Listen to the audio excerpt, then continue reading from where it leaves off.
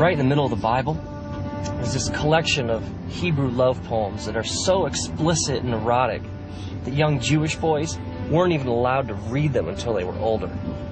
Now, Song of Songs gives us like a picture, a series of pictures of the relationship between a man and a woman. The joy, struggle, the complexity. It's almost as if the love that this couple is exploring has a life of its own. The woman says several times, she says, do not arouse or awaken love until it so desires. It's almost as if she says, you know, whatever this is, it's so good, it's so beautiful, and we can't do anything to mess this up.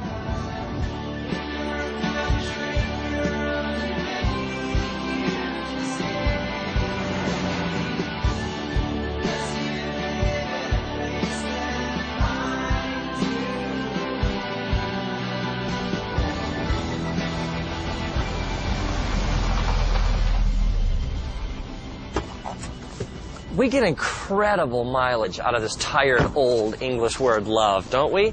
I mean, we'll tell somebody that we love them, and then in the same breath, we'll talk about how much we love a new car or a certain pair of pants.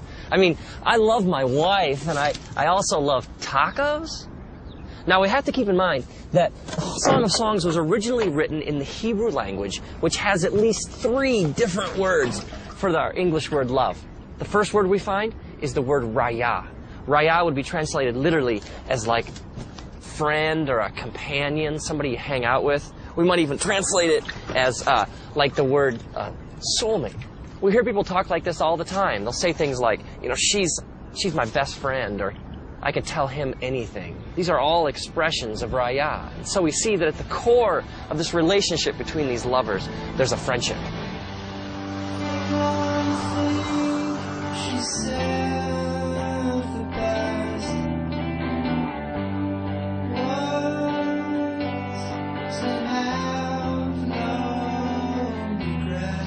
Another Hebrew word we find for love is ahava.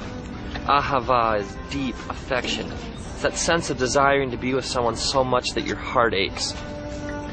Ahava is when your mind and your heart are bent towards your lover with such passion and intensity that you can think of little else. Now, my wife and I, we were friends for 4 years. 4 years of raya before anything more happened. And I was living in Los Angeles, and one weekend she came out to visit, so we went out for the first time. And there was a sense of anticipation in the air, this question we both had, you know, is there any ahava to go with our raya? I remember sitting there at this restaurant in Santa Monica, a couple blocks in from the ocean. I remember this feeling came over me, that I'd rather be here with her at this moment than anywhere else in the universe.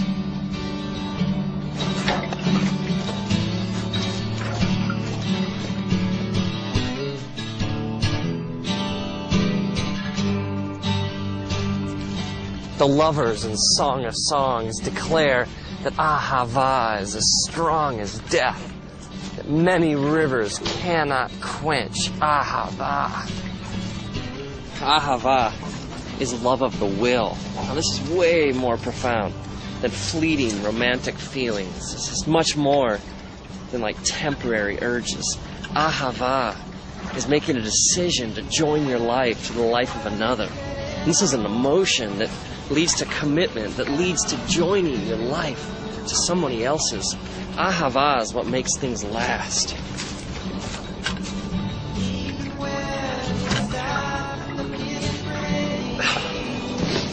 Maybe this would help. Let's think of these loves these dimensions to a relationship as flames. Okay, first we had our raya flame.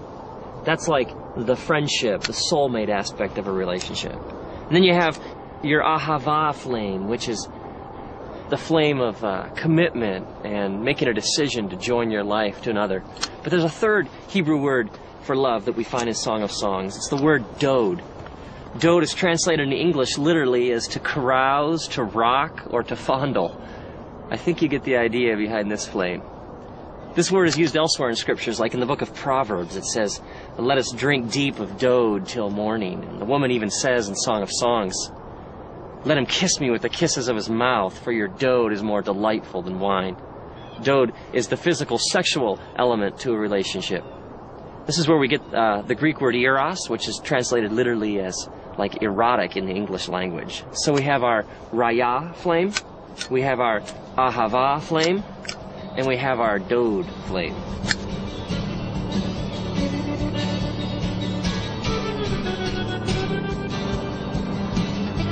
So when this man and woman come together, all these flames get combined. Now Jesus talks about this idea of entire beings coming together. He uses the phrase one flesh to describe this connection between a man and a woman. Now this one flesh is way more than just a physical act. I mean, it's emotions, it's hearts, it's minds, it's experiences. It's the mingling of souls.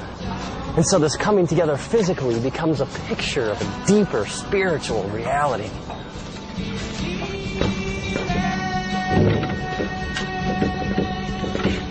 So Jesus teaches us that sex is ultimately a spiritual act. And that something so beautiful, something so powerful was meant to endure forever.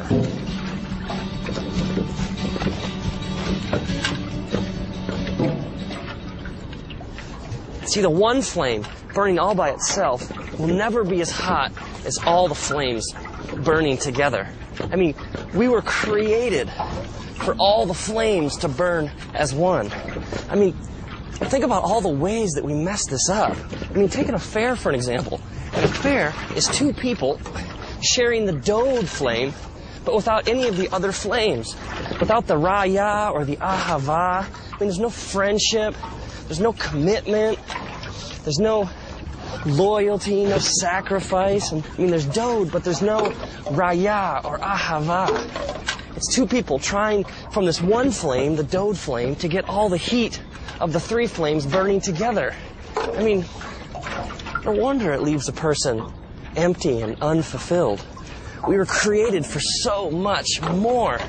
And so the person keeps coming back to this one flame over and over again, and yet it never truly satisfies. It can't. Or how about the couple who have been married for years and they're still together? There's still some commitment. I mean, there's still some ahava, but let's be honest, there's not much else. There's no friendship. There's no sex. And they neglect the flames, and eventually they flicker, and they fade, and they go out.